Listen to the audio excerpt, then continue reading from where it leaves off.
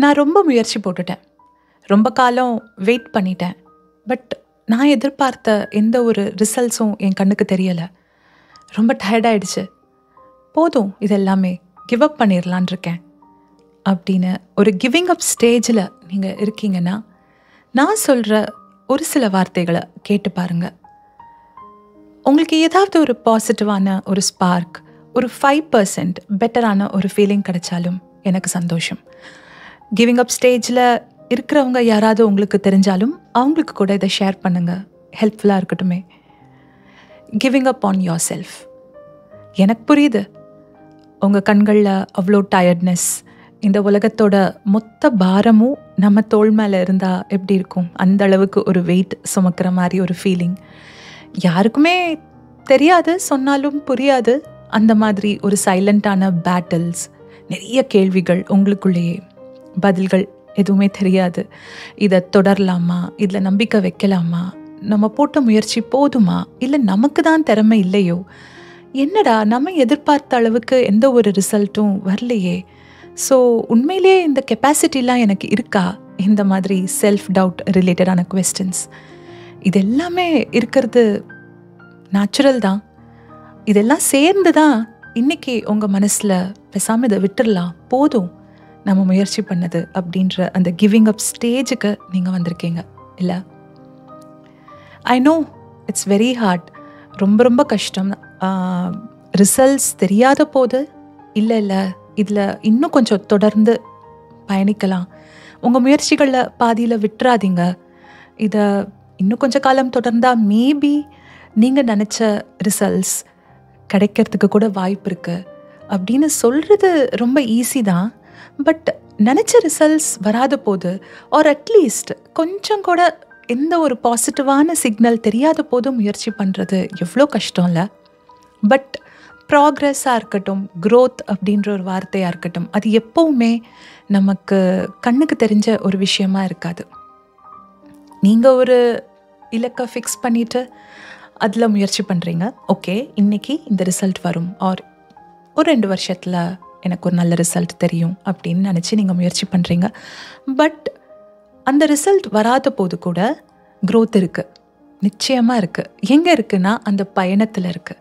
நம்ம யாராக மாறுறோம், நம்மளோட திங்கிங் ப்ராசஸ்லேருந்து, நம்மளோட பேசுகிற விதத்துலேருந்து, நம்ம யோசிக்கிற விஷயங்கள்லேருந்து, நம்மளை தாண்டி நடக்கிற விஷயங்களை எப்படி நம்ம ஹேண்டில் பண்ணுறோன்றதுலேருந்து எல்லாத்துலேயுமே நம்ம மெச்சூர் ஆகிறோம். அண்ட் இதில் கூட அந்த க்ரோத் இருக்குது. நீங்கள் நினச்ச ரிசல்ட் கிடைச்சாதான் வெற்றின்னு கிடையாது. க்ரோத் நடந்துட்டுருக்கு, மேபி அதுக்கான சைன்ஸ் உங்களுக்கு தெரியாமல் இருக்கலாம். இதில் ஒரு ட்ரிக்கியான ஒரு விஷயம் என்னென்னா, சம்டைம்ஸ் எதுவுமே ஒர்க் அவுட் ஆகாத மாதிரி இருக்கும்.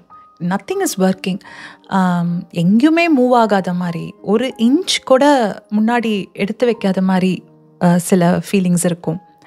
ஒரு சில நேரத்தில் ஒரு படி மேலே ஏறணும் அப்படின்னா 10 படி சறுக்கிற மாதிரி இருக்கும். ஸோ ஓகே, இவ்வளோ கஷ்டப்பட்டோம், ஒரு சின்ன க்ரோத் தெரிய ஆரம்பிக்குது, நான் நினச்ச ரிசல்ட்ஸ் வர ஆரம்பிக்குதுன்னு ஒரு சின்ன சிக்னல், ஒரு சின்ன சைன் ஆஃப் ஒரு பாசிட்டிவிட்டி நம்மளுக்கு தெரிஞ்சாலும், அதுக்கப்புறம் ஏதாவது ஒரு ஹர்டில்ஸ் வந்து, ஏதோ ஒரு சேலஞ்சஸ் வந்து, நான் சொன்ன மாதிரி ஒரு படி மேலே ஏறுறோம், 10 படி சறுக்குறோன்ற மாதிரியான ஃபீலிங்ஸ் இருக்கும். ஸோ இது எல்லாமே சேர்ந்து கூட அந்த கிவிங் அப் ஃபீலிங் நம்மளுக்கு கொடுக்கும். அண்ட் அதை தாண்டி எங்கேயுமே போலையோ, நம்ம கண்ணை கட்டி காட்டில் விட்ட மாதிரின்ற மாதிரி ஒரு ஃபீலிங், ஆர் ஒரு ஸ்டக், அடுத்தது என்ன செய்கிறது, நெக்ஸ்ட் ஸ்டெப் நான் என்ன எடுத்து வைக்கணும், எனக்கு ஒரு கிளாரிட்டியே இல்லை, இல்லை ஒரே விஷயத்தை திரும்ப திரும்ப திரும்ப நம்ம செஞ்சிட்ருக்கிற ஒரு லூப்குள்ளே மாட்டிகிட்ருக்கிற மாதிரி ஒரு ஃபீலிங். ஸோ இது எல்லாமே கலந்து தான் போதும் இதை விட்டுடலாம் அப்படின்ற ஒரு ஃபீலிங் நம்மளுக்கு வருது. நான் ஏன் இதை சொல்கிறேன் அப்படின்னா, சம்டைம்ஸ் கிவிங் அப்புன்ற ஒரு தாட் நம்மளுக்கு வர ஆரம்பித்த உடனே ஒரு பயம் வந்துடும். நானாக இப்படி யோசிக்கிறேன், நான் இவ்வளோ நம்பிக்கை வச்சேனே இந்த ப்ராசஸை ஆரம்பிக்கும் பொழுதோ, ஆர் இந்த ஒரு இலக்கை நான் ஃபிக்ஸ் பண்ணும் பொழுது என்னால் நிச்சயமாக இதை சாதிச்சிட முடியும் அப்படின்னு நான் இவ்வளோ தூரம் நான் நம்பினேன், இப்போ ஏன் என் மனசில் இதை விட்டுடலாம் அப்படின்னு நம்மளுக்கு தோணுது அப்படின்ற டவுட்ஸ் எல்லாம் உங்களுக்கு வரும். அதுக்கு பின்னாடி இருக்கிற ரீசனிங் தான் இப்போ நான் சொன்ன விஷயங்கள் எல்லாமே. பட் இது எல்லாமே சேர்ந்து பண்டலப் ஆகி ஒரு கேள்வி நம்ம மைண்டில் வரும் பாருங்கள், நான் சரியான ஒரு பாதையில் தான் இருக்கேனா அப்படின்ற ஒரு குவெஸ்டின் வரும்.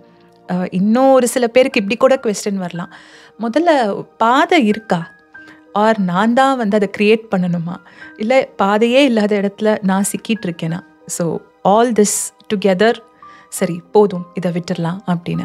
பட் நான் சொல்லட்டுமா, இது எல்லாமே it's part of being human. நம்ம மனுஷங்களாக இருக்கிறதுல இதுவும் ஒரு பார்ட் ஆஃப் த கேம் மாதிரி. நம்ம தான் அதில் சைன் அப் பண்ணியிருக்கோம். யாரும் நம்மளை ஃபோர்ஸ் பண்ணி நீ இந்த வேலையை செய்யணும், ஆர் நீ இந்த ஒரு விஷயத்து மேலே நம்பிக்கை வச்சுருக்க, இதில் நீ முயற்சி பண்ணணும், இதை நீ அடைஞ்சே தீரணும் அப்படின்னு சொல்கிறது ரொம்ப கம்மியாக இருக்கும். மோஸ்ட் ஆஃப் த டைம்ஸ் நம்மளே ஒரு கோல் செட் பண்ணி நம்ம அது மேலே நம்பிக்கை வச்சு தான் பயணம் பண்ணிகிட்ருப்போம் இல்லையா? ஸோ நம்ம தான் இதுக்கு சைன் அப் பண்ணியிருக்கோம். இந்த கேமில் இந்த கிவிங் அப் அப்படின்ற ஒரு ஃபீலிங் கூட எல்லாருக்கும் ஏதோ ஒரு தருணத்தில் வர சேலஞ்சஸ் மூலமாகவோ இல்லை ஏதோ ஒரு சிச்சுவேஷன் மூலமாக நம்மளுக்கு வர தாட், இந்த தாட்டை நம்ம எப்படி ஹேண்டில் பண்ணுறோன்றதுல தான் மிச்சம் கேமை நம்ம எப்படி விளையாட போகிறோன்றதே இருக்குது. நம்மளோட பயணத்தை நம்ம தொடரணும் அப்படின்னா, நம்மளோட பயணத்தில் வர எல்லா சேலஞ்சஸையும் நம்ம இன்னுமே கொஞ்சம் தைரியத்தோட ஃபேஸ் பண்ணணும் அப்படின்னா, நம்ம மைண்டில் வந்த இந்த கொஸ்டின் இருக்குல்ல, கிவிங் அப், இது விட்டுடலாம் அப்படின்ற இந்த கொஸ்டினை கூட நம்ம சரியாக டேக்கிள் பண்ணணும். இந்த உலகத்தில் பெருசாக சாதித்தவங்க, இன்ஸ்பயர் பண்ணவங்க, நிறைய பேரோட வாழ்க்கையை ரொம்ப அழகாக மாற்றினவங்க, இப்படி inspiring leaders are inspiring successful பீப்புளை நம்ம எடுத்துக்கிட்டோம் அப்படின்னா, அவங்களோட ஜேர்னியில் கூட நிறைய பயம், நிறைய சந்தேகம், சரி போதும் இதை விட்டுடலாம் அப்படின்ற ஒரு தாட் கூட அவங்களும் கடந்து வந்திருப்பாங்க. பட் நார்மல் பீப்புள்லேருந்து அவங்கள டிஃப்ரென்ஷியேட் பண்ண ஒரு ஃபேக்டர் என்னவா இருந்திருக்கும்? லக்கா? நிச்சயமாக கிடையாது. திறமையா? இல்லை. பட் பர்சிவியரன்ஸ், தொடர்ந்து முயற்சி பண்ணுறது தான். இன்னும் கொஞ்ச காலம் நம்ம இதை இன்னும் இழுத்து பிடிப்போமே, இன்னும் கொஞ்ச காலம் நம்மளோட முயற்சிகளை போடுவோமே அப்படின்ற அந்த ஒரு எண்ணம் அவங்கள ரொம்ப தூரம் கூட்டு போயிருக்கும். பட் அந்த முயற்சிகள் நீங்கள் போட்டுட்டு தான் இருக்கீங்க, நீங்கள் போடாமல் வெயிட் பண்ணுறீங்கன்னு நான் சொல்லலை. பட் உங்களோட முயற்சி பண்ணுற அந்த காலத்தில் உங்களுக்கு ரிசல்ட் வரலன்னு வச்சுப்போமே, உங்களுக்கு வராதனால தானே இப்போ அந்த கிவிங் அப்ன்ற ஃபீலிங் வருது. நீங்கள் உங்களோட பயணத்தை எந்த அளவுக்கு ஆல்டர் பண்ணியிருக்கீங்கன்னு பாருங்கள். ஒரே மாதிரி முயற்சி போட்டுகிட்டே இருக்கோம், பட் ரிசல்ட் தெரியாத போது அதை தொடர்ந்து முயற்சி பண்ணுறதுல எந்த ஒரு பயனும் இல்லைல்ல. பட் அதை எப்படி நம்ம மாற்றலாம்? யார்கிட்ட ஒரு கைடன்ஸ் கேட்கலாம், யார்கிட்ட ஒரு ஹெல்ப் கேட்கலாம்? உங்களோட ட்ரையல்ஸில் வந்து எப்படி ஒரு வேரியேஷன் கொண்டு வரலாம்? மேபி நீங்கள் வேறு ஏதாவது சில விஷயங்களை கற்றுக்கணுமோ, மேபி நீங்கள் இப்போ இருக்கிற ஃபீல்டில் இன்னுமே டெவலப் ஆகணுமோ, அப்போது உங்களோட முயற்சிகள் இன்னுமே கொஞ்சம் பெட்டரான குவாலிட்டியாக இருக்கும், சான்சஸ் ஆஃப் சக்ஸஸ் ஜாஸ்தியாக இருக்கும். ஸோ அந்த மாதிரி யோசிச்சு பாருங்கள். விட்டு வெளியே வர்றது ஒரு பக்கம் இருந்தாலும் உங்களோட முயற்சிகளில் எந்த அளவுக்கு நீங்கள் ஆல்ட்ரேஷன்ஸ் கொண்டு வரீங்கன்னு பாருங்கள். வேரியேஷன் கொண்டு வந்து நம்ம முயற்சி பண்ணும் பொழுது தான் அந்த சான்சஸ் ஆஃப் சக்ஸஸ் வந்து இன்க்ரீஸ் ஆகிறதுக்கு எல்லா வாய்ப்புமே இருக்குது இல்லை? ஸோ யோசிச்சு பாருங்கள். குவிட் பண்ணணும் அப்படின்ற ஒரு தாட் வந்து அது ஒரு எண்ணம், அது முடிஞ்சதுன்னா முடிஞ்சது தான்.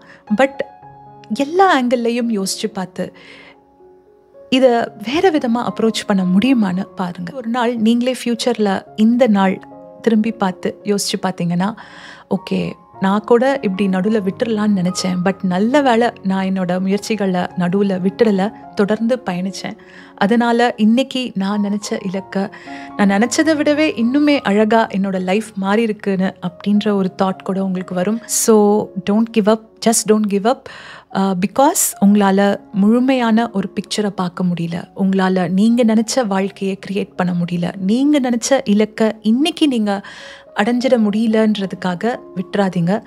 நீங்கள் நினச்சி பார்க்குறத விட நீங்கள் ரொம்ப ஸ்ட்ராங்கான பர்சன். ஒவ்வொரு சேலஞ்சும் சரி, ஒவ்வொரு தோல்வியும் சரி, ஒவ்வொரு கஷ்டமான நிமிடங்களும் சரி, நீங்கள் இது வரைக்கும் ஃபேஸ் பண்ணது அது உங்களை பிரேக் பண்ணலை, அது உங்களை உருவாக்குது அப்படின்னு யோசிச்சு பார்த்துக்கோங்க.